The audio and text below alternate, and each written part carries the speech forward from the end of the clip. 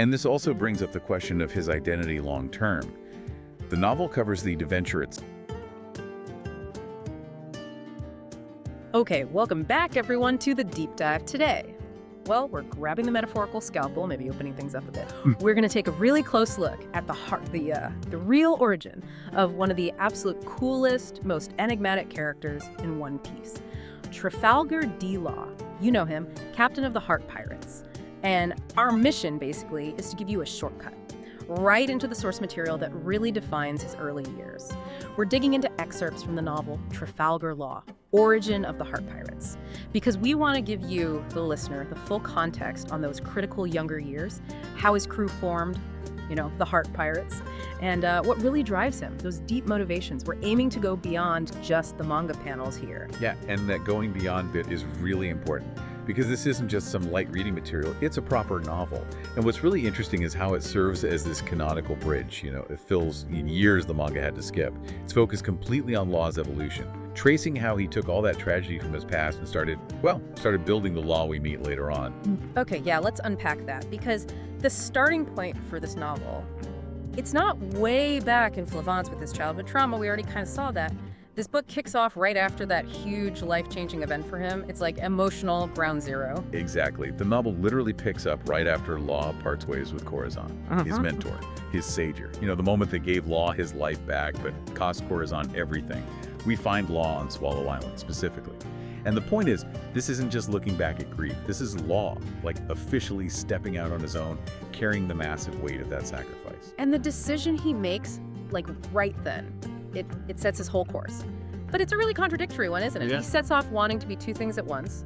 A powerful pirate and, a practicing sword. Okay, hang on though. Why both? If he's all about revenge on Doflamingo, why is he bothering with the whole life-saving doctor thing? Wouldn't a pirate just focus on, getting stronger, fighting, power? Well, that's the core conflict the novel digs into. Yeah. You're right, a pirate captain needs power, definitely.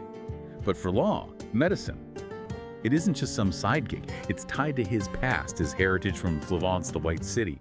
And it's also kind of like penance, maybe. Corazon died so he could live and use those skills, not just for himself. So in the novel, choosing both paths right away sets up this internal friction, this tension inside him. He's trying to leave the victim stuff behind, yeah, but he's holding on to the skill, the life-saving skill that people he loved died for. So he starts building this really complex identity, the guy capable of total destruction and vengeance, but also meticulous healing. Right, and that commitment, that dual path, that's what starts guiding his actions, fitting him into the bigger One Piece picture. It makes his vendetta less about just sitting around grieving and more of an active strategic thing. He realizes pretty fast he can't take down Doflamingo alone. And he can't exactly master surgery just sitting still somewhere. So the pirate life becomes his method, his way to survive, gather strength, prepare. Exactly. Survival and preparation. Okay, this is where it gets really fun for me, because going pirate means you need a crew, and Law's first crewmates are just spectacularly weird. The novel tells you exactly how he stumbles across them. It's kind of random. Oh, it's absolutely a motley collection.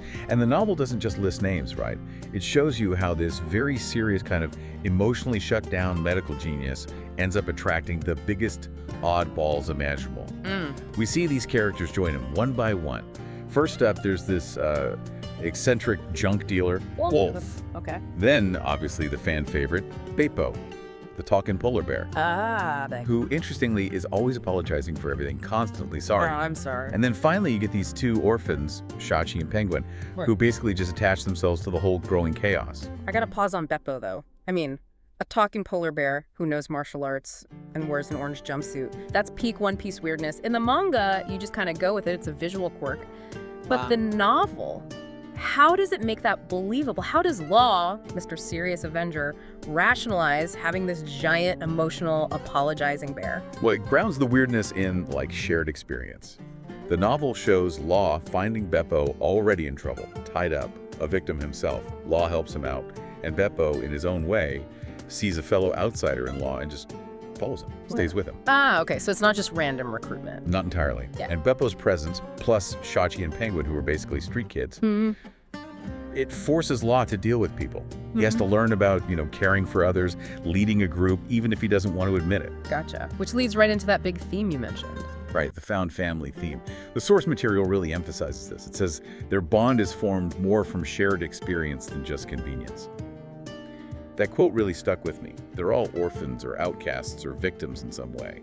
And they somehow recognize that same isolation in Law, even under his whole stoic act. Okay, but let's push back a bit. We know Law's main driver, deep down, is cold revenge. Does the novel really show him, like, valuing these guys right away, or are they just useful? Means to an end, muscle and shipmates for his big Doflamingo plan. I think initially, yeah, it probably feels transactional to Law. He needs people, he's trying to keep his distance, but the advantage of the novel format is we get inside his head. We see the struggle, the actual act of protecting these weirdos, like using his surgery skills to save Penguin after a fight or standing up for Bepo. It forces a connection. So we can't help but start caring a little. Kind of. There's sheer persistence, just sticking around despite his walls. It starts to chip away at that pure revenge focus. The novel tracks that shift. It shows Law solidifying his captain role, moving from just tolerating them to actually leading them. And realizing maybe that their bonds, their group, actually makes his own huge ambitions more possible. Okay, so if we connect that crew dynamic back to Law's personal story, the novel is basically about his psychological transformation, right? Absolutely. The whole book is about how he goes from being someone saved by Corazon, like a passive receiver of this second chance, to becoming someone who acts on his own, taking control. That's it exactly. He owns his destiny. And the novel shows you the steps he took to grab it. And the engines driving him are still those twin forces. Yep. Ambition and revenge. The novel is super clear about that. His personal goals, especially that deep, burning vendetta against Doflamingo, that's what pushes the story forward. The whole narrative is kind of structured around Law gathering the skills, the power, and the loyal crew he needs for this long, dangerous game he's planning. Right. It paints this picture of intense focus. He's not just drifting. He's actively preparing for that eventual confrontation. And this also brings up the question of his identity long term. The novel covers the adventure itself. The journey is how Law starts defining himself in, like, 3 different worlds at once. The pirate world, the medical world, and just the sea itself. So the journey is the transformation. Pretty much. From Swallow Island onwards, that's his arc. From grieving orphan to self-made pirate captain. Okay, which brings us back to why this novel is so valuable for you, the listener, the fan. Why is this something you should, check out or listen to us talk about? Well, like we said, it fills in those crucial gaps. It gives you the story of Law's life immediately after Corazon, and exactly how this traumatized teenager managed to build a crew like the Heart Pirates. And this is where the format itself, being a prose novel, really clicks. That's the aha moment, maybe. Because in the manga, Law is often so stoic, so quiet. You see the results of his plans, but not the thinking. So what does the novel do that lets us finally get inside that complex head of his? Right, because it is a novel, not a visual thing focused on action scenes. It has the space for all that introspection, internal monologue, character thoughts. And for a character as famously guarded and internal as Law, getting direct access to his thoughts, that's huge, it's critical. So you actually hear his thinking process. Yes, you get his calculations about using his devil fruit powers, the opinomai. You see him debating internally, like, should he use his medical skills just for healing or as a weapon? Strategically. You witness the moments where the grief over Corazon nearly swamps him, nearly drowns his ambition, and how having these weird new crewmates around kind of subtly pulls him back, keeps him grounded in the present. Okay. So you stop seeing him as just this cool, detached character. You start to understand the sheer mental effort it takes him to maintain that cool facade. So the novel isn't just giving us trivia about Bepo's backstory. It's giving us the keys to Law's entire mindset, his calculating, wounded, brilliant mind. Exactly. It's essential context for pretty much every major decision he makes later in the main One Piece story. Okay, let's try and wrap this up then. Quick summary of the main takeaways from this deep dive. The novel gives you this really in-depth, very introspective look at Law's journey right after Corazon's death. It details the eccentric, frankly bizarre origins of the Heart Pirates, bringing Wolf, Bepo, Shachi, and Penguin together. And it focuses heavily on Law's personal growth, that psychological shift from being saved to being the one acting, the one shaping his own future, all while chasing those twin goals. Powerful pirate, life-saving surgeon. Right. And if the novel really shows that transformation from someone saved to someone who acts, here's something to maybe chew on. Think about this as you reflect on Law's whole story. What specific things, what later actions, what maybe impossible feats do these early crew bonds actually enable him to achieve?